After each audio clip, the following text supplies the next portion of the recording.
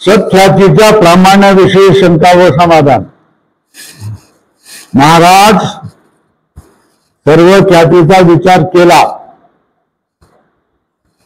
तर असताची प्रतीती होत नाही. सर्पाची होते म्हणून असत ख्याती बरोबर नाही.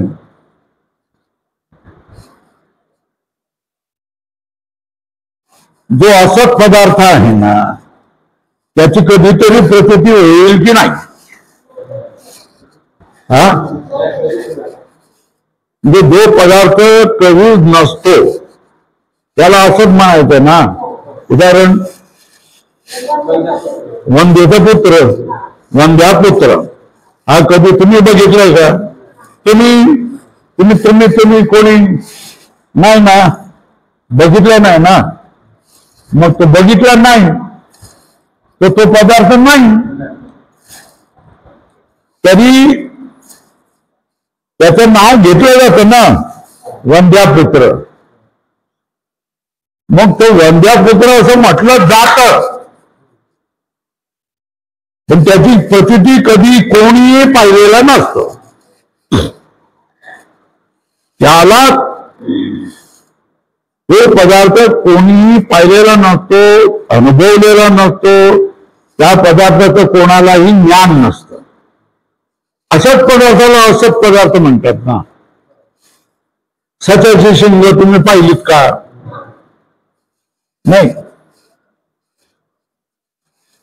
मग कासवाचे केस तरी पाहिले असतील ना? नाही. मग आकाशातलं फूल, गगन कुसुम हे तरी पाहिलं असेल ना? तर काय सांगता येतं? नाही. या सगळ्यांच्या विषयी काय सांगितलं जातं? नाही. मग तरी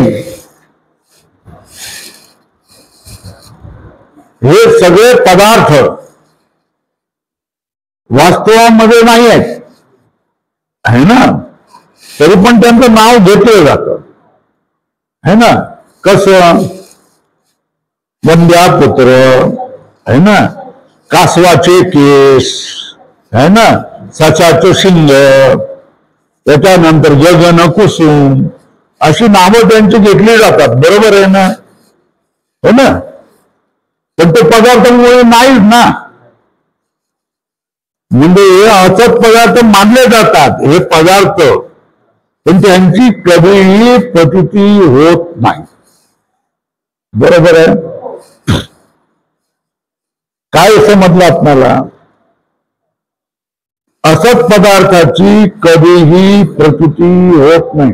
प्रतीती म्हणजे ज्ञान. बरोबर आहे ना. असत पदार्थांचं कधीही ज्ञान होत नाही. बरोबर आहे. जर असत पदार्थाचं कधीही ज्ञान होत नाही म्हणून त्यांना असत पदार्थ म्हणतात ना. पण रज्जूमध्ये दिसणारा जो सर्प आहे त्या सर्पाची प्रतीती होते की नाही? होते ना. मग दोनामध्ये फरक आहे ना. रज्जू सर्प आणि वंद्यापुत्र या दोघांमध्ये फरक आहे का? काय फरक आहे? एकाची म्हणू नका. वंद्यापुत्राची असत पदार्थाची कधीही कुठेही प्रतीती होत नाही. अशाच पदार्थाला काय म्हटलं जातं? असत पदार्थ म्हटलं जातं. बरोबर आहे ना. पण रज्जू सर्पाची प्रतीती होते की नाही? रज्जू सर्पाची प्रतीती होते. बरोबर आहे ना. तर दोघांमध्ये फरक आहे काय?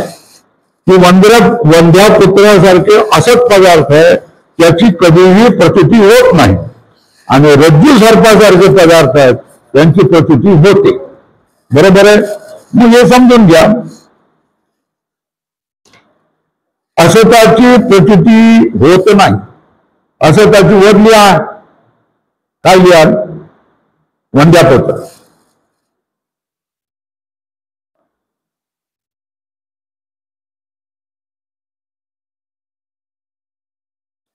पण सर्पाची होते. है ना काय, पण सर्पाची होते. मग असत ख्याती बरोबर नाही.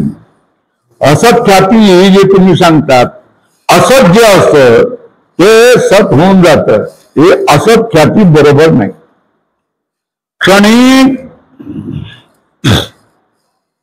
क्षणिक विज्ञानवादी बौद्ध इथे लिहितं, बौद्ध मताने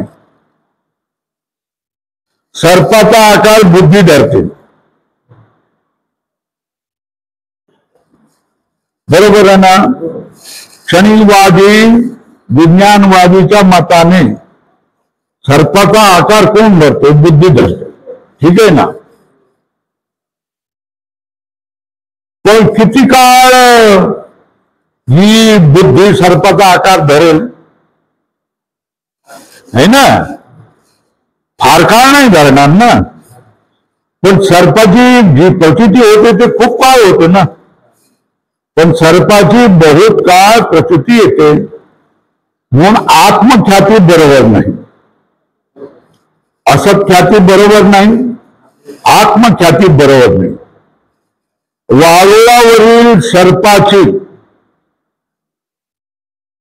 सन्मुख रज्जूचे ठिकाणी प्रचिती, काय वारुळावरील सर्पाची समोर असणाऱ्या रज्जूच्या ठिकाणी प्रचिती किंवा रज्जूत सर्प होऊन जाणं, रज्जूचीच सर्परूपाने प्रचिती होते. अशा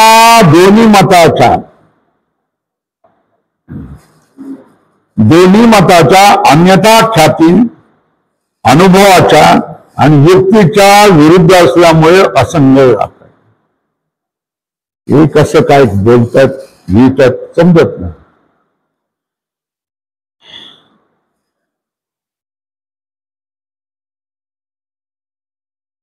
रज्जूचीच सर्प रूपाने प्रचिती होते. रज्जूच्या जो सर्प असतो वारुळामध्ये असतो त्याची रज्जूच्या ठिकाणी प्रचिती होते किंवा रज्जूचीच सर्प रूपाने प्रचिती होते. ही दोन मत आहेत. ही दोन मतवाली कोण आहे? अन्यथा ख्याती आहे ना. इथे कोण आहे? रज्जू आहे. सर्प कुठे आहे? वारुळामध्ये आहे. ते वारुळामधल्या सर्पाची प्रचिती इथे रज्जूच्या ठिकाणी होते असं एक म्हणता येतं. किंवा रज्जू स्वतःच सर्परूप बनवून जातो. याला काय म्हणतात? अन्यथा ख्याती. ही अन्यथा ख्यातीची दोन मत आहेत.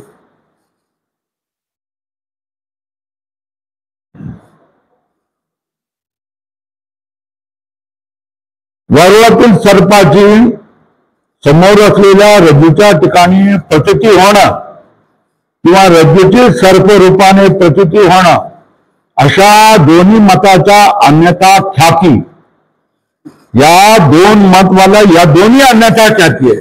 कुठला? वारुळातला सर्प समोर असणाऱ्या रज्जूच्या ठिकाणी भासणं किंवा समोर असणाऱ्या रज्जूच सर्प रूपाने बनणं, याला काय म्हणतात? अन्यथा ख्याती म्हणतात. या अन्यथा ख्यातीच्या दोन प्रक्रिया आहेत. या दोन्ही अन्यथा ख्याती अनुभव आणि युक्तीच्या विरुद्ध असल्यामुळे असंगत आहे ना. वारुळात असलेला सर्प इथे कसा प्रतीत होईल? रज्जूच आहे, तो सर्प कसा काय बनेल? बरोबर आहे, तो सर्प बनणार नाही. म्हणून अन्यथा ख्याती ही अनुभव आणि युक्तीच्या विरुद्ध आहे. अधोरेखा करा.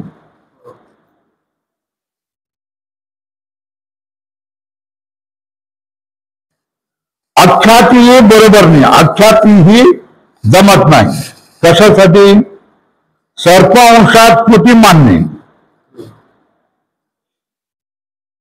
सर्पांशात इदम अंश आणि सर्पांश.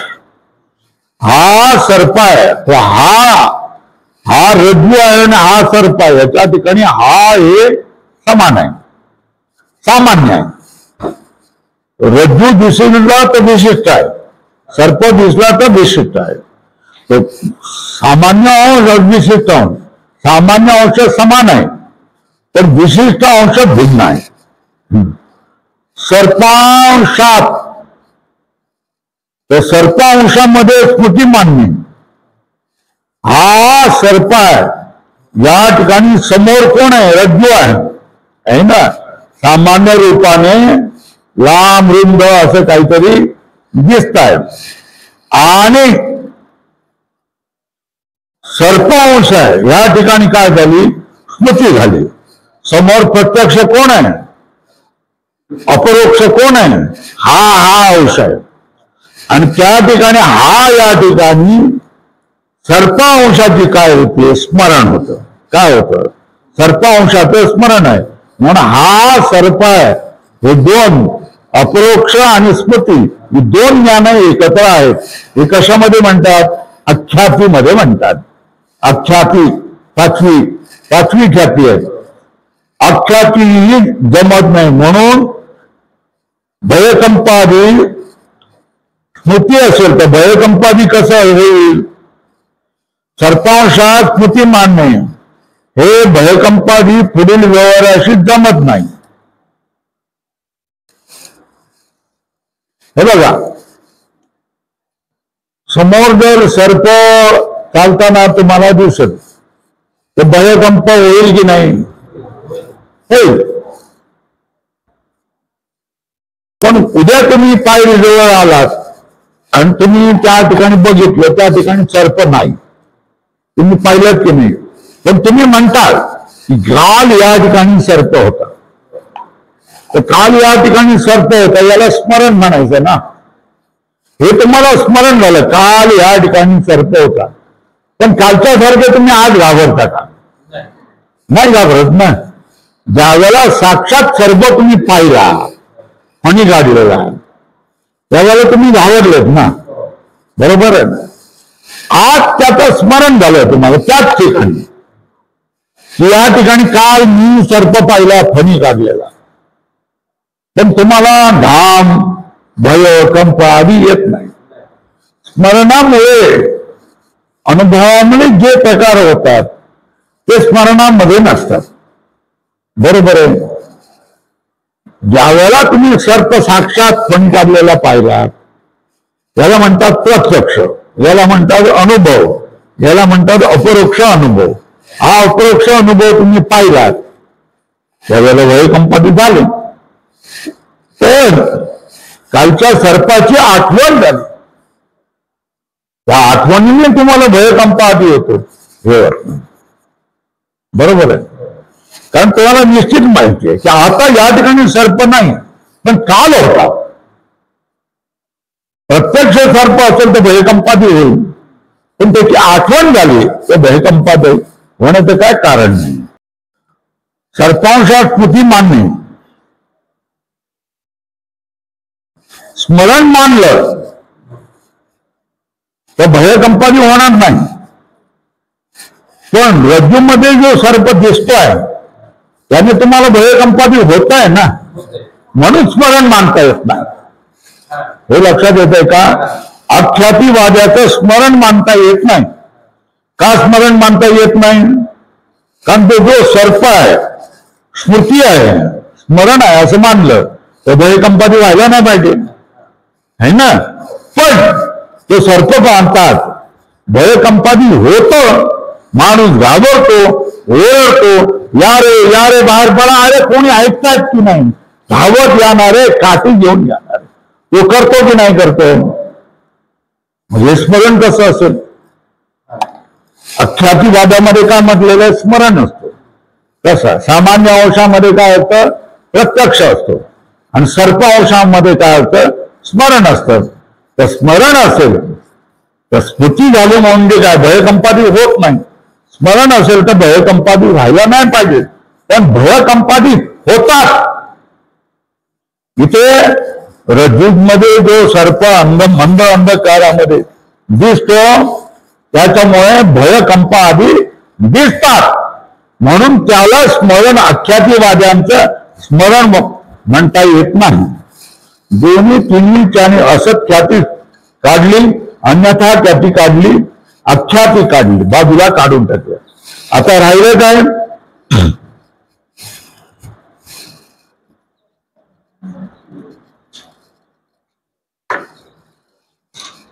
तीन ख्यात्या पूर्ण बाजूला काढल्या.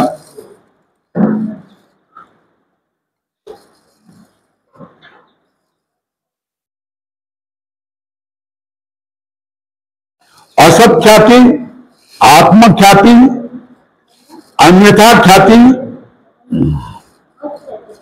आणि आख्याती, या 4 ख्यात्यांचं खंडन केलं. आता राहिली सख्याती आणि अनिर्वचनीय ख्याती. या 2 गोष्टीचं आता सख्याती आणि अनिर्वचनीय ख्याती यात मंद अंधकारादी दोष आणि सर्पाची उत्पत्ती ही सारखीच मानतात. कशामध्ये? सख्यातीवाले लोक आणि अनिर्वचनीय ख्यातीवाले लोक म्हणजे कोण? वेदांती. हे काय करतात? हे जे दिसत आहे त्या ठिकाणी मंद अंधकारादी दोष नसलेला सर्प त्या ठिकाणी उत्पन्न होतो. ही कोण आहे? सख्याती. आणि अनिर्वचनीय ख्याती यात मंद अंधकारादी दोष आणि सर्पाची उत्पत्ती दोन्ही ठिकाणी मानतात. या दोन्ही ठिकाणी काय मानतात? पेज नंबर 93, सख्यातीच्या प्रामाण्याविषयी शंका व समाधान. मिळालं का सगळ्यांना? पेज नंबर 93, सख्यातीच्या प्रामाण्याविषयी शंका व समाधान. शेवटला पॅराग्राफ. आता सख्याती आणि अनिर्वचनीय ख्याती. सख्यातीमध्ये मंद अंधकार मानला जातो, हा दोष आहे हे पण मानलं जातं. आणि सख्यातीमध्ये सत्य सर्प उत्पन्न होतो असं मानलं जातं. अनिर्वचनीय ख्यातीमध्ये सुद्धा अनिर्वचनीय सर्प उत्पन्न होतो. तो सत आहे का असं मानत नाही. सत्ख्यातीमध्ये तो सर्प सत आहे असं मानलं जातं. पण अनिर्वचनीय ख्यातीमध्ये जो सर्प दिसतोय तो सत आहे का? नाही, कारण रज्जूचं ज्ञान झाल्यानंतर तो नष्ट होतो. मग असत मानाना नाही, प्रचिती होते. म्हणून त्याच्यावर काय छापा मारलेला आहे? अनिर्वचनीय सर्प. बरोबर आहे ना? सत्ख्यातीवादी क्या मानतात? सत्सर्प उत्पन्न होतो असं म्हणतात. पण अनिर्वचनीयवादी काय मानतात? अनिर्वचनीय सर्प उत्पन्न होतो. तो कसा उत्पन्न होतो ते सांगता येत नाही, पण तो अनिर्वचनीय असतो.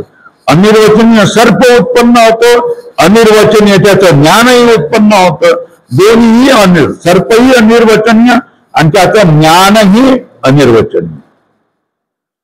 या दोन्ही आता सत्ख्याती आणि अनिर्वचनीय ख्याती याच्याविषयी विचार करताय. मंद अंधकारादी दोष दोघेही मानतात. सर्पाची उत्पत्ती हे दोघेही मानतात. बरोबर आहे ना? सत्ख्यातीवालेही सत्य सर्प उत्पन्न होतो मानतात. अनिर्वचनीय ख्याती ही सर्प उत्पन्न होतो असंही मानतात. ही सारखीच मानतात.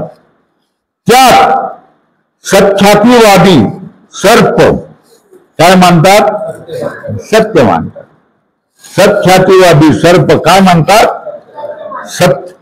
सत्ख्यातीवादी सर्प सत्य मानतात. आणि वेदांती काय मानतात? अनिर्वचनीय म्हणजे मिथ्या मानतात. सत्ख्यातीवाले सर्पाची उत्पत्ती मानतात की नाही मानतात? मानतात. अनिर्वचनीय ख्यातीवाले सर्पाची उत्पत्ती मानतात की नाही मानतात? मग दोघांमध्ये फरक काय? हा, सर्पाला काय म्हणतात? सत्य सर्प उत्पन्न होतो. अनिर्वचनीय ख्यातीवाले काय म्हणतात? हे सर्प सत्य आहे असं आम्ही म्हणत नाही, पण सर्प उत्पन्न होतो त्याला आम्ही काय म्हणतो? अनिर्वचनीय. बरोबर आहे? अनिर्वचनीय सर्प उत्पन्न होतो. सत्ख्यातीवाले काय म्हणतात? सत्य सर्प उत्पन्न होतो. दोघांमध्येही सर्पाची उत्पत्ती मानली गेली. हे अधोरेखा करून ठेवता का? सत्ख्यातीवाले सर्प उत्पन्न होतो असं मानतात की नाही? मानतात. अनिर्वचनीय ख्यातीवाले सर्प उत्पन्न होतो असं मानतात की नाही? मानतात. मानतात. मग दोघांमध्ये फरक काय असा प्रश्न होतो. दोघांमध्ये फरक काय?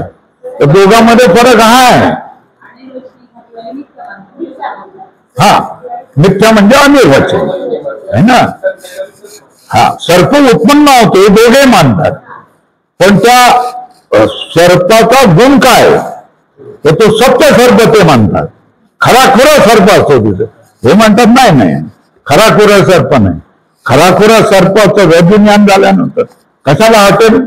चावायला उलटा जावं मी है ना.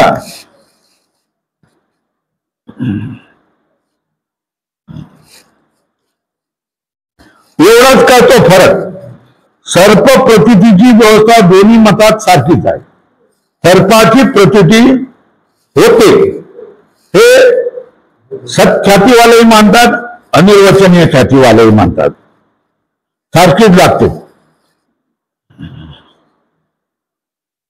मग सर्पात मिथ्या मानण्यापेक्षा सत्य मानणे बरे ना असं मला वाटते. का जर दोन्ही सर्पाला मानतात, एक सर्पाला सत्य मानतो आणि दुसरा सर्पाला मिथ्या किंवा निर्वचनीय मानतो, या दोन मतामध्ये मला पहिलं मत बरं वाटतंय सत्ख्यातीवाद्याचं. असं जर असेल सत्याची सर्पाची प्रतीती दोनालाही होते तर सत्य सर्प काय तिथे असं मानायला काय हरकत आहे? माझी काय चूक झाली तर समजावून सांगा असं कोण म्हणतोय? शिष्य सांगतोय. असं मला वाटतंय. चुकत असेल तर चूक कुठे आहे ते सांगा, हे कृपा करून मला सांगा. हे शिष्याचं म्हणणं झालं है ना. सगळ्या ख्यात्यांचं त्यांनी खंडन केलं, ते बरोबर नाही म्हणून सांगितलं. राहिली सत्ख्याती आणि अनिर्वचनीय ख्याती. हे दोघेही काय करतात? सर्पाची प्रतीती होते हे मानतात. सर्पाची प्रतीती होते, सर्प उत्पन्न होतो हे दोन्ही मानतात. पण मग दोघांमध्ये फरक काय?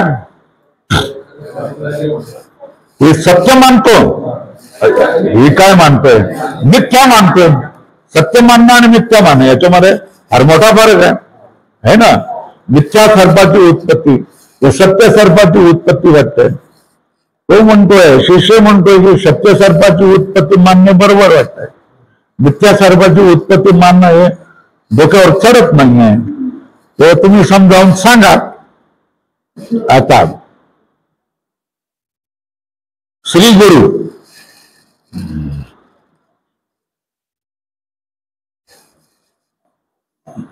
हे शिष्य, आता घड्याळ नाही काय नाही समोर, पण त्याचा काही उपयोग नाही मला दिसत नाही. श्री गुरु तुम्ही सांगा, तुम्ही बघून सांगा किती वाजायचं तुम्हाला? 4:30 5:30च्या तुम्हाला झालं का सांगा. मी विचार करणार नाही, तुमचं तुम्ही सांगा. हे शिष्य सत्ख्याती ही अनुभवाचे विरुद्ध आहे. काय सांगा गुरु काय सांगतात? सत्ख्याती ही अनुभवाचे विरुद्ध आहे. कसं काय अनुभवाचे विरुद्ध आहे? कसं ते पहा.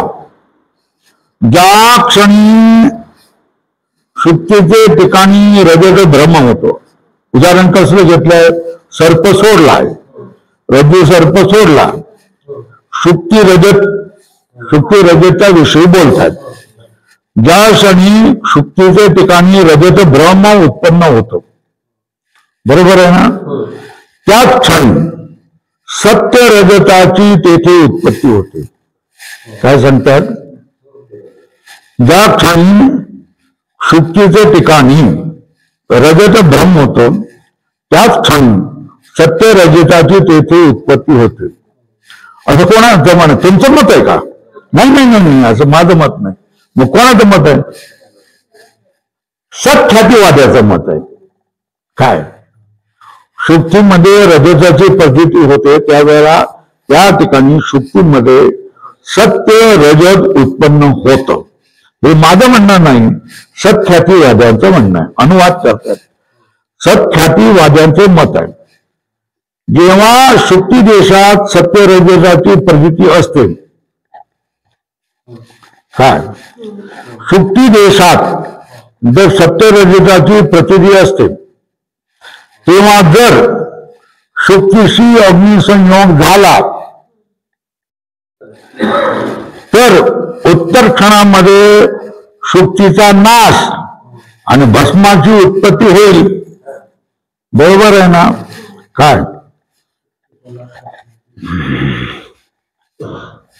ज्या क्षणी शुक्ती देशामध्ये सत्य रजताची प्रचिती असते तेव्हा जर त्या शुक्तीला अग्नीमध्ये टाकलं तर काय होऊन जाईल?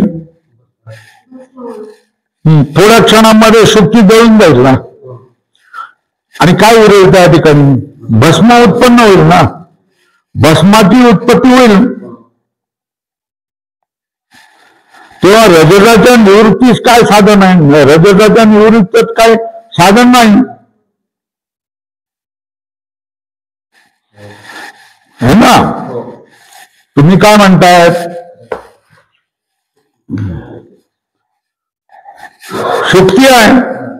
ज्या क्षणी तुम्हाला रजताची प्रचिती झाली त्या ठिकाणी तुम्ही काय म्हणाला? सत्य रजत आहे असं तुम्ही म्हणालात है ना. पण त्या ठिकाणी सत्य रजत आहे असं म्हणाला. त्याच क्षणी जर त्याला अग्नीत टाकलं तर काय होईल? शुक्ती ही कशाची असते? चुन्याची असते. त्याच्यामुळे त्याचं भस्म होईल. पण त्याच्यामधली चांदी आहे, ती चांदीच्या निवृत्तीचं दुसरं काही कारण आहे का? नाही आहे.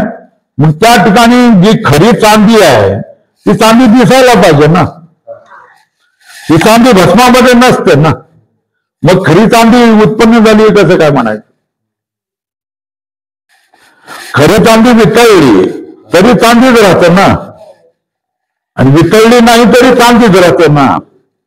तर खरी चांदी त्या ठिकाणी जर उत्पन्न झाली त्या क्षणामध्ये तुम्ही त्या याला चुलीत टाकलं तर ती जळली, तुकडे झाले आणि चुना झाला. चुन्याचं भस्म झालं है ना, चुनाच झाला. आता त्या ठिकाणी खऱ्या चांदीच्या निवृत्तीला दुसरं काही कारण दिसतंय का? नाही दिसत आहे ना. मग चांदी तिथे असली पाहिजे. खरी चांदी आहे ती वितळलेल्या स्वरूपात तरी दिसली पाहिजे है ना.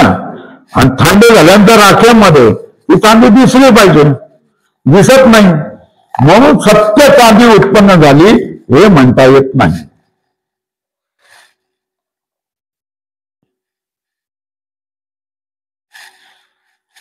तेव्हा जर शुक्तीशी अग्निसंयोग झाला तर उत्तर क्षणामध्ये शुक्तीचा नाश आणि भस्माची उत्पत्ती होईल.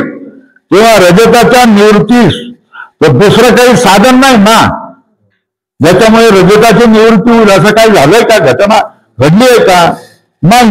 म्हणून त्या शुक्तीच्या भस्मामध्ये सत्य उत्पन्न झाले, रजत सापडले पाहिजे. ते सापडतं का नाही सापडत? नाही सापडत. ते तर सापडत नाही.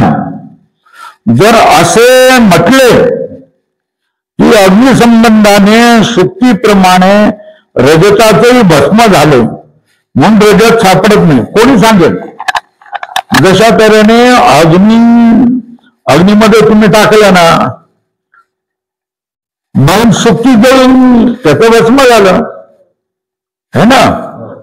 मग त्याच्या बरोबरच जे रजत होतं ते रजत सुद्धा जळून त्याचंही भस्म झालं असं कोणी म्हणेल की नाही? म्हणून रजत दिसत नाही. दुसरं कोणाचं सांगणं काय? जशा तऱ्हेने चुलीत तुम्ही शुक्ती टाकली तर त्याचं काय होणार आहे? भस्म होणार आहे ना. बरोबर आहे ना. चुना होणार आहे, भस्म होणार आहे. तशा तऱ्हेने रजत टाकली तर रजताला सुद्धा अग्नी लागला ना. अग्नीचा डाग लागला, अग्नीचा स्पर्श झाला, ते सुद्धा जळून त्याचंही भस्म होईल असं कोणी म्हणेल. म्हणून सत्य रजत दिसत नाही असं कोणी म्हणेल. अग्निसंबंधाने शुक्तीप्रमाणे रजताचे भस्म झाले म्हणून रजत सापडत नाही, तर हे म्हणणे बरोबर नाही. का बरोबर नाही? का बरोबर नाही? अरे बाबा, रजत हा धातू आहे. काय रजत हा धातू आहे ना, रजत हा धातू आहे. त्याच्यासाठी त्याच्यामध्ये दुसरा काही पदार्थ टाकल्याशिवाय त्याचं भस्म होत नाही ते सांगतात. त्याचे गंधकादी संबंध होतो. गंधक टाकावा लागतो, टाकणखार टाकावा लागतो, अशा काही काही वस्तू टाकाव्या लागतात. त्याच्या गंधकादी संबंधापासून केवळ अग्निसंयोगाने भस्म होत नाही. चांदी अग्नीत टाकलं म्हणून त्याचं भस्म होत नाही. चांदी बरोबर गंधकादी टाकला तर भस्म होईल. बरोबर आहे ना. गंधकादी संबंध वाचून केवळ अग्निसंयोगाने भस्म होणार नाही.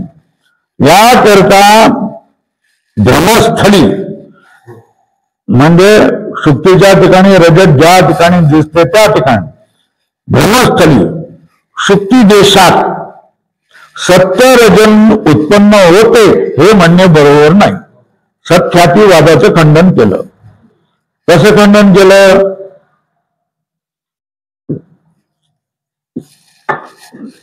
सत्ख्यातीवादाचं म्हणणं काय? जेव्हा शुक्तीमध्ये रजताची प्रचिती होते त्यावेळेला शुक्तीमध्ये खरी खुरी सत्य रजत उत्पन्न होते. हे कोणाचं म्हणणं आहे? सत्ख्यातीवाद्याचं म्हणणं आहे. बरोबर आहे ना. त्याच्यावर सिद्धांतांनी काय सांगितलं? सत्य रजत उत्पन्न होते का? ठीक आहे, हो, सत्य रजत उत्पन्न होते. जर ही शुक्ती चुलीमध्ये धगधगत्या चुलीमध्ये टाकली तर काय होईल? जळून जाईल आणि त्याचा चुना बनेल. काय बनेल? भस्म बनेल, म्हणजे चुना बनेल.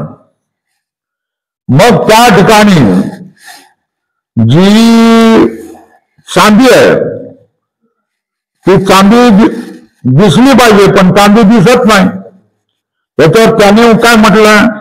जशा त्याने शुक्तीचं भस्म झालं तसं चांदीचंही काय अग्निसंयोगाने भस्म झालं म्हणून चांदी दिसत नाही. त्यावर सिद्धांतांनी काय सांगितलं? अरे बाबा, चांदी हा धातू आहे. धातूमध्ये दुसरे काही वस्तू टाकल्याशिवाय त्यांचं भस्म होत नाही. नुसतं अग्निसंयोग झाला तर वितळून जातात. अग्नी थंड झाला की पुन्हा ती चांदी दिसते. चांदी दिसणार नाही असं होत नाही. चांदीचं भस्म व्हायचं असेल तर गंधक आदी पदार्थ त्याच्यामध्ये टाकावे लागतात. पण गंधक आदी पदार्थ तुम्ही टाकलेले नाही तर चांदी दिसली पाहिजे. पण चांदी दिसत नाही. जाळलं, शुक्तीला जाळलं तर चांदी दिसत नाही. त्याच्यामुळे शुक्तीमध्ये खरी चांदी उत्पन्न होते. हे तुमचं म्हणणं, सत्ख्यातीवाद्याचं म्हणणं बरोबर नाही. हे म्हणणे बरोबर नाही.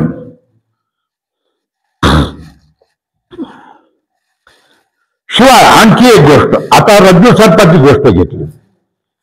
शिवाय एका रज्जू देशामध्ये, दोरीच्या देशामध्ये एकाला काय दिसेल? सर्प. दुसऱ्याला अर्थ माळा आहे. तिसरा काय म्हणेल? अर्थ पाणी पडलेलं आहे. चौथा काय म्हणेल? अरे वे, ही आहे जमिनीला पडलेली भेग आहे, ती घाबरू नका. म्हणजे चार लोकांना चार दिसलं ना, एकच जागा आहे ना, एकच ही आहे, रज्जू आहे. त्याच्यामध्ये एकाला काय म्हणाले? सर्प दिसला. दुसऱ्याला माळा. तिसऱ्याला काय दिसली? जमिनीची भेग. चौथ्याला काय म्हटलंय? नाही, कोणतरी पाणी टाकलंय रे. बरोबर आहे. एकाच रज्जू देशामध्ये कोणाला सर्प, नंतर कोणाला माळ, कोणाला दंड, कोणाला भूरेषा, कोणाला जलधारा, अशा रीतीने 10 पुरुषात जेव्हा 10 पदार्थाचा भ्रम होतो है ना, तेव्हा इतक्या सत्य पदार्थाचे अवयव लहानच्या रज्जू देशामध्ये राहणे शक्य नाही. 10 पदार्थ उत्पन्न झाले ना. 10 पदार्थ उत्पन्न झाले तर छोट्याशा रज्जूमध्ये एवढे 10 पदार्थ सत्य रूपाने उत्पन्न करण्यासाठी त्या ठिकाणी 10 पदार्थांचे अवयव असावे लागतील ना. पण 10 पदार्थांचे अवयव एका छोट्याशा रज्जूमध्ये असतील असं वाटत नाही. बरोबर नाही ते.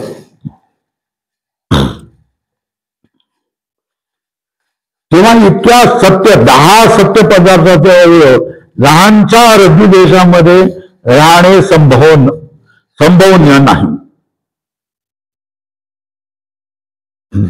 वेदांत मतामध्ये दंडादी शेकडो पदार्थ अविद्येपासून अनिर्वचनीय उत्पन्न होतात. है ना. वेदांत मतामध्ये काय 1, 2, 10 नाही, दंडादी शेकडो पदार्थ अविद्येपासून अनिर्वचनीय उत्पन्न होतात. तर आता रज्जू तिथे जो आहे रज्जूमध्ये उत्पन्न होतात. रज्जू हा कसा आहे पदार्थ, व्यावहारिक पदार्थ, आणि शेकडो पदार्थ अज्ञानाने निर्माण झालेले. हे कसे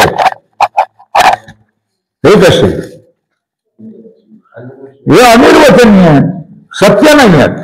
काय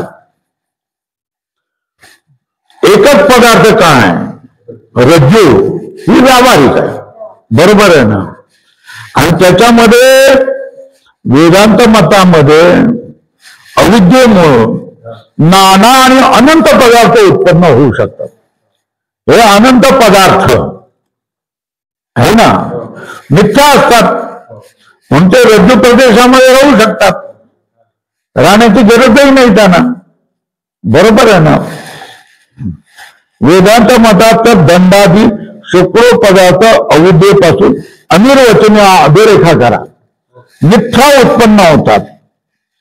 म्हणून व्यावहारिक रज्जूची जागा मुळी जाणवत नाही. काय व्यावहारिक रज्जूमध्ये ते कसे उत्पन्न होतील ही समस्याच नाही. कारण ते व्यावहारिक रज्जूची जागा अडवतच नाही आहे ना. कारण ते अनिर्वचनीय आहेत ना. सत्य थोडी देत का. ते सत्य नाही मानत. मिथ्या उत्पन्न झाले ना. मिथ्या काय 1 का कोटी पदार्थ उत्पन्न होतील. अडचण नाही आहे.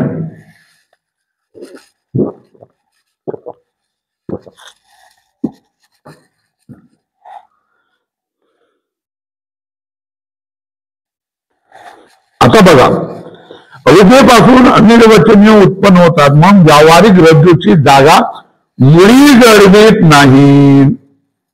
आता बघा कसं ते बघा. स्वप्नामध्ये शरीराचे आत स्वप्नात तुम्हाला नद्या दिसतात का, पर्वत, सागर असे शेकडो पदार्थ अनिर्वचनीय उत्पन्न होतात. पण त्यास आत जागा नाही असे होत नाही है ना. काय स्वप्नामध्ये नदी, पर्वत, सागर, वृक्ष, शिळा, मंदिर असे शेकडो अनिर्वचनीय पदार्थ उत्पन्न होतात. पण त्यास आत जागा नाही असे होत नाही किंवा त्यांचे ओझही वाटत नाही आहे ना. आपल्या हृदयावर दडपण यावं की एवढे पदार्थ उत्पन्न झाले असंही होत नाही. का असं होत नाही. अरे ते अनिर्वचनीय आहेत ना, मिथ्या आहेत किंवा त्यांचे ओझही वाटत नाही. ही अडचण निवृत्त होण्याकरता सत्यातीवादी रज्जूच्या ठिकाणी उत्पन्न होणारे पदार्थ जागा अडवीत नाही व त्यास वजनही नसते असे मानेल. काय म्हणतोय. ही अडचण निवृत्त होण्याकरता सत्यातीवादी म्हणजे सत्य रज्जूच्या ठिकाणी सत्य सर्प किंवा शुक्तीच्या ठिकाणी सत्य रजत उत्पन्न होते असं म्हणणारा पदार्थ, उत्पन्न होणारे पदार्थ जागा अडवित नाहीत व त्यांना वजनही नसते असे म्हणेल.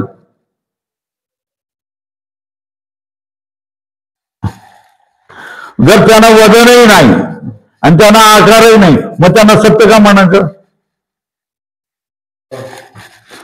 आता सत्यातीवरती काय म्हणाला, सत्ख्यातीवादी काय म्हणाला की जे रज्जू आणि सर्प जे असतात ते सत्यात उत्पन्न होतात, पण त्यांना वजन नसतं, त्यांना आकार नसतो. आता सत्य म्हणायचं आणि त्यांना आकार नसतो, वजन नसतं म्हणायचं, हे विरुद्ध झालं ना. बरोबर आहे ना. बघा ऐका,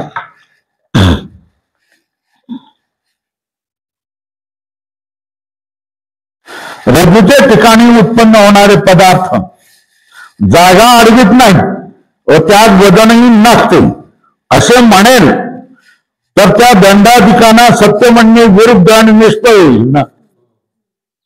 काय चुकीच्या ठिकाणी उत्पन्न होणारी रजत किंवा रज्जूच्या ठिकाणी निर्माण होणारा सर्प हे जागा अडवित नाहीत आणि त्यांना वजनही नसते असं कोण म्हणेल? सत्ख्यातीवादी म्हणेल, है ना. सत्ख्यातीवादी म्हणेल तर हे विरुद्ध, अनुभवाच्या विरुद्ध होतं. जो कोणी याला एक वजन आहे की नाही, याला एक आकार आहे की नाही, याच्या ठिकाणी ही वस्तू ठेवली तर ही वस्तू त्या ठिकाणी राहू शकत नाही. मध्ये पोकळी आली की नाही, आली ना, किंवा ही वस्तू ठेवली तर ही जागा, या वस्तूला ही जागा अडवते. ही आणि याच्यामध्ये फरक आहे की नाही, या वस्तूने जागा अडवली की नाही, याला वजन आहे, याला आकार आहे. हा आकार आणि वजनही नसतं असं जर सत्ख्यातीवादी म्हणेल, पण सत्य पदार्थ उत्पन्न होतो असं म्हणेल तर ते चुकीचं आहे. कारण सत्य पदार्थाला आकारही असतो, वजनही असते आणि स्वतःच आकारमानही असतं, ते दुसऱ्या वस्तूला अडवतं. बरोबर आहे ना. तर सत्य वस्तू सत्य आहे पण त्याला आकार आणि वजन नाही असं म्हणणं म्हणजे तुम्ही असत पदार्थ उत्पन्न होतो असंच म्हणण्यासारखं आहे. सत्ख्यातीवाद सिद्ध होत नाही. रज्जूच्या ठिकाणी उत्पन्न होणारे पदार्थ जागा अडवित नाही व त्यात वजनही नसते असे म्हटले तर दंडाधिकांना सत्य म्हणणं हे विरुद्ध आणि काहीही फळ नसणारं म्हटलं जाईल, निष्फळ म्हटलं जाईल. आणि दंडाधिकांची प्रतीती मात्र होते, दंडाधिकाची प्रतीती मात्र होते पण त्याच्यापासून दुसरं कोणतंही कार्य होत नाही असे म्हणेल तर अनिर्वचनीय खातीचंच मत झालं ना. दंडाधिकाची प्रतीती होते पण त्यांच्यामुळे दुसरं कार्य होत नाही तर मग तो दंडाधी अनिर्वचनीय आहे ना. आता हा पंखाची उत्पन्न होते, हा पंखा उत्पन्न झाला सत्य, तर मग त्याने हवा घेता आली पाहिजे ना. पण हा सत्य उत्पन्न होतो पण त्याचं कार्य तो करत नाही तर मग अनिर्वचनीय म्हटलं पाहिजे. सर्प उत्पन्न होतो पण दसत नाही तर अनिर्वचनीय आहे.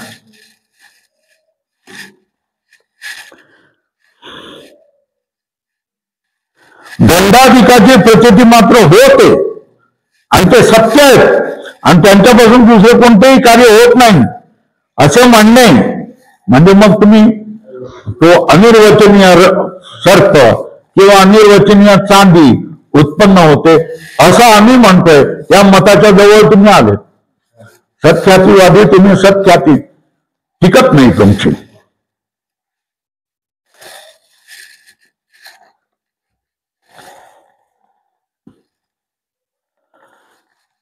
शिवाय आणखी एक प्रबल दोष असा आहे. काय? आणखी एक असा प्रबळ दोष, मोठा दोष असा आहे. सत्ख्यातीवादी वाद्यांप्रमाणे भ्रमस्थळी दिसणारा पदार्थ सत्य असतो असे मानले आहे ना. भ्रमस्थळी दिसणारा पदार्थ सत्य असतो सत्ख्यातीवाद्याप्रमाणे असं मानलं तर मग काय झालं पाहिजे? मृगजळ हा भ्रम आहे की नाही, मग त्याने भूमी वेगळी झाली पाहिजे. कारण त्या ठिकाणी जे जळ उत्पन्न झालं ते सत्य जळ आहे ना. कोणाच्या मताने? सत्ख्यातीवाद. अनिर्वचनीय खातीवाला त्याला सत्य जळ मानत नाही, मिथ्या जळ मानतो. तर मृगजळाने भूमी वेगळी पाहिजे, मग दुष्काळ केव्हाही पडणार नाही ना. पाण्यासाठी वणवण करावी लागणार नाही. डांबराच्या रस्त्यावर जा, गागर बुडवा, घरी येऊन या, आहे ना? का? तुमच्या मताने सत्य जे उत्पन्न होतं ना.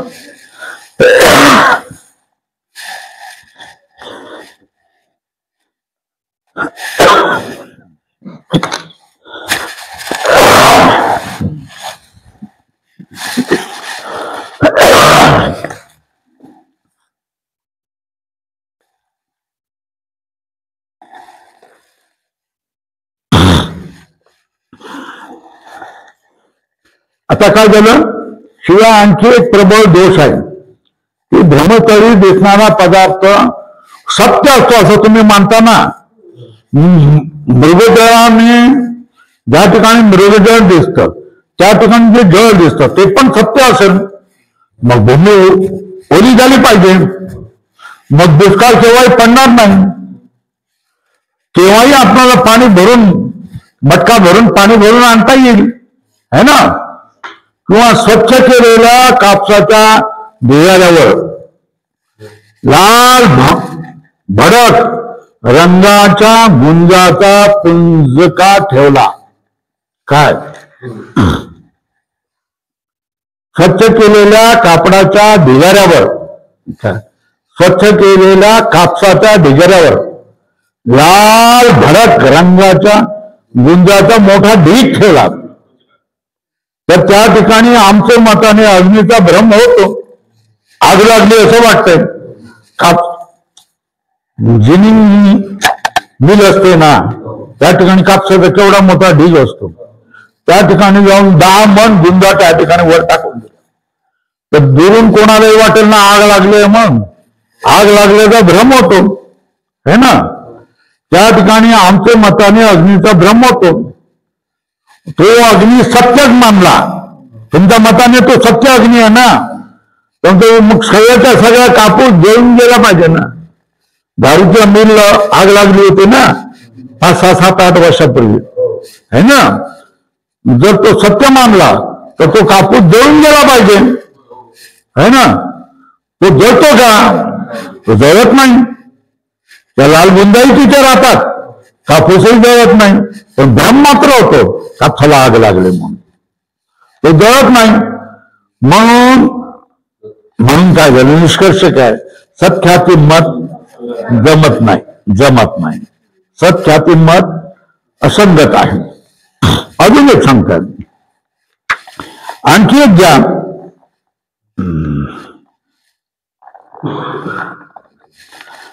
शिवाय दोषयुक्त कारणापासून उत्पन्न होणारा पदार्थ फक्त त्या दोषवानास दिसतो, सर्वात दिसत नाही, है ना? दोषयुक्त कारणापासून उत्पन्न होणारा पदार्थ फक्त त्या दोषवानास दिसतो, सर्वात दिसत नाही.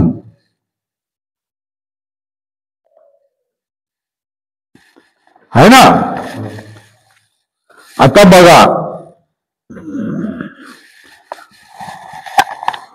तुमच्या डोळ्यामध्ये काही दोष निर्माण झालेले.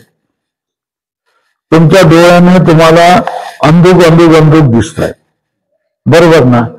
हा तुमच्या डोळ्याचा दोष झाला, बरोबर आहे ना? आता त्याला जर रज्जूमध्ये सर्प दिसला तर सत्यातीवाला काय म्हणणार आहे? त्या ठिकाणी सत्य सर्प उत्पन्न झाला असं तो म्हणणार ना. मग आता जर सत्य सर्प उत्पन्न झाला तर तो फक्त दोषवाल्यालाच दिसेल का? दुसऱ्यांना नाही दिसणार का? काय? याच्या डोळ्यात दोष आहे म्हणून त्या ठिकाणी सत्य सर्प उत्पन्न झाला ना. मग सत्य सर्प उत्पन्न झाला तो सगळ्यांना दिसला पाहिजे. हा नाही दिसत ना, त्याला दोषवाल्यालाच दिसतो ना. म्हणजे तो त्याच्यासाठी मिथ्या उत्पन्न झालेला आहे. त्या ठिकाणी नसताना यालाच दिसतोय, कारण याच्या डोळ्यामध्ये दोष आहेत, है ना? यालाच सर्प दिसतोय, दुसरं कोणालाही दिसत नाही. तर याचा अर्थ याच्यासाठी तो मिथ्या उत्पन्न झालेला आहे, दुसऱ्यासाठी नाहीच आहे. शिवाय दोषयुक्त बोला काय म्हणतात ते मोतीबिंदू वर लिहा. मोतीबिंदू आधी दोष कारणापासून उत्पन्न होणारा पदार्थ वर लिहा सर्प. फक्त त्या दोषवानास दिसतो, सर्वात दिसत नाही. बरोबर आहे. आता जो सर्प आहे तो सर्प जर सत्य सर्प आहे तर तो व्यावहारिक सर्प असला पाहिजे, तो सगळ्यांना दिसला पाहिजे ना. जर तो व्यावहारिक सत्य असेल तर घट जसा सगळ्यांना दिसतो तसा तो सगळ्यांना दिसला पाहिजे ना. काय सत्यातिवादी काय सांगतोय की ते सत्य सर्प उत्पन्न होतोय. ठीक आहे, ज्याच्या डोळ्यामध्ये दोष आहे त्याला समोरच्या लांबलचक अशा दोरीमध्ये सर्प दिसला. सत्यातिवादी काय म्हणतात, तो सत्य सर्प आहे ना. सत्य सर्प आहे म्हणजे व्यावहारिक सर्प आहे. तो व्यावहारिक सर्प आहे तर तो दोषवाल्यालाही दिसला पाहिजे आणि दोष नसणाऱ्या इतर लोकांनाही दिसला पाहिजे, पण इतर लोकांना दिसत नाही, यालाच दिसतो. दोषयुक्त कारणापासून उत्पन्न होणारा पदार्थ फक्त त्या दोषवानास दिसतो, सर्वात दिसत नाही. तर तो व्यावहारिक सत्य असेल तर घटाधिकाप्रमाणे सर्वात दिसला पाहिजे. तो जर व्यावहारिक सत्य असेल तर घटाधिकाप्रमाणे सर्वात दिसला पाहिजे. आणि दोषापासून उत्पन्न झालेले पदार्थ अग्नी किंवा जल यांच्यापासून दाह किंवा शीतलता होत नाही. मग असे पदार्थ सत्य मानणे बरोबर नाही. जळामध्ये रस्त्यावर मृगजळामध्ये तुम्हाला काय दिसतंय, जल दिसतंय, तर तुम्हाला त्या जळापासून शीतलता मिळाली पाहिजे. आणि कापसाच्या ढिगाऱ्यावर 50 गोण्या काय गुंजा टाकल्या, त्याच्यामुळे दुरून तुम्हाला काय दिसतं, आग लागल्यासारखी दिसते. तर मग जवळ गेल्यानंतर तुम्हाला त्याचा दाह उत्पन्न झाला पाहिजे ना. काय झाला पाहिजे, पण ते उत्पन्न होत नाही. व्यावहारिक जर अग्नी असेल किंवा व्यावहारिक जळ असेल, तहान भागली पाहिजे, शीतलता मिळाली पाहिजे, किंवा त्या ठिकाणी तुम्हाला जवळ गेल्यानंतर आगीची झळ लागली पाहिजे, ती लागत नाही. म्हणून सत्य अग्नी गुंजीच्या ठिकाणी उत्पन्न होत नाही, सत्य जल मृगजळाच्या ठिकाणी उत्पन्न होत नाही, सत्य चांदी सुट्टीच्या जागी उत्पन्न होत नाही, आणि सत्य सर्प रजेच्या जागी उत्पन्न होत नाही. तो सत्य असू शकत नाही. बरोबर.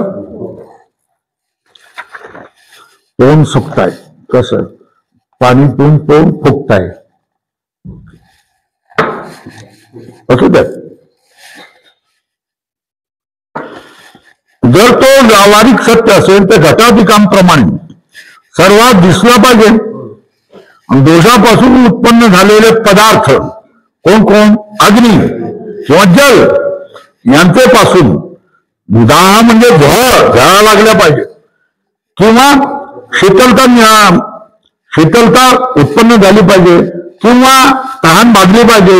हे भागत नाही, शीतलता होत नाही. म्हणून असे पदार्थ सत्य मानणे बरोबर नाही. काय असे पदार्थ काय आहे, सत्य मानणे बरोबर नाही. ब्रह्मामध्ये उत्पन्न झालेले सत्य पदार्थ सर्वांना दिसत नाही. काय एकाला वाटतं माळ, दुसऱ्याला वाटतं का भेग, तिसऱ्याला वाटतं का पाण्याची धार, चौथ्याला वाटतं का सर्प, पाचव्याला आणखी काही वेगळं वाटत असेल. हे सगळे पदार्थ सर्वांना सारखं वाटत नाही. जर खरा पदार्थ एक ग्लास आहे तर इथे किती 200 माणसं असतील, 200 माणसं म्हणतील हे ग्लासच आहे. बरोबर आहे ना.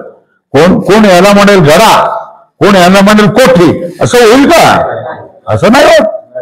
सत्य व्यावहारिक पदार्थ असेल तर सगळ्यांना सारखं ज्ञान होतं. हा उभा केला तर सगळेच म्हणणार हे काय, पंखा, प्रत्येक जण पंखा म्हणेल, आहे ना.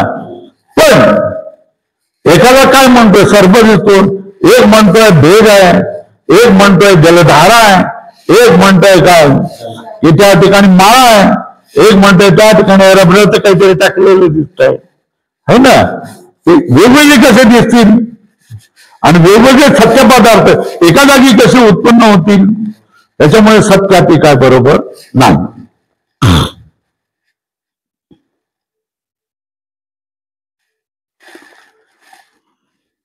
ब्रह्मामध्ये उत्पन्न झालेले सत्य पदार्थ सर्वांना दिसत नाही, बरोबर आहे ना.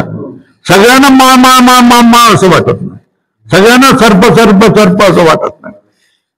ते स्थानाचा दिसत नाही, ते स्थानाचा रोध म्हणजे विरोध करीत नाही किंवा त्यांच्यापासून कोणतेही व्यावहारिक कार्य होत नाही. सर्प दिसला तर चावला पाहिजे ना, नाही चावत, गायब होऊन जातो. अशा पदार्थात सत्य म्हणणे विद्वानास हास्यास्पद आहे. अशा रीतीने सत्ख्यातीवाद अत्यंत निर्युक्तिक आहे. सत्ख्यातीवादामध्ये कुठलीही युक्ती नाही आहे. म्हणून सत्ख्यातीवाद जो फक्त शेवटी सत्ख्यातीवाद आणि अनिर्वचनीय ख्याती दोघांमध्येही सर्पाची उत्पत्ती होती असं मानलेली आहे. म्हणून दोघांचं वर्णन केलं आणि त्याच्यामध्ये सत्ख्यातीवाद तुम्हाला टाकावा लागेल आणि अनिर्वचनीय ख्यातीवाद मानावा लागेल, हे शेवटी निष्कर्ष काढला. म्हणून सर्वथा त्याज्य आहे, अनिर्वचनीय ख्यातीच आदरणीय आहे. काय सांगितलं? निष्कर्ष काय काढला? सत्ख्यातीवाद तुम्हाला टाकावा लागेल आणि अनिर्वचनीय ख्याती काय करावं लागेल, तुम्हाला घ्यावं लागेल. सत्ख्यातीवाद टाकावा लागेल आणि अनिर्वचनीय ख्याती काय करावं लागेल, तुम्हाला मानावा लागेल.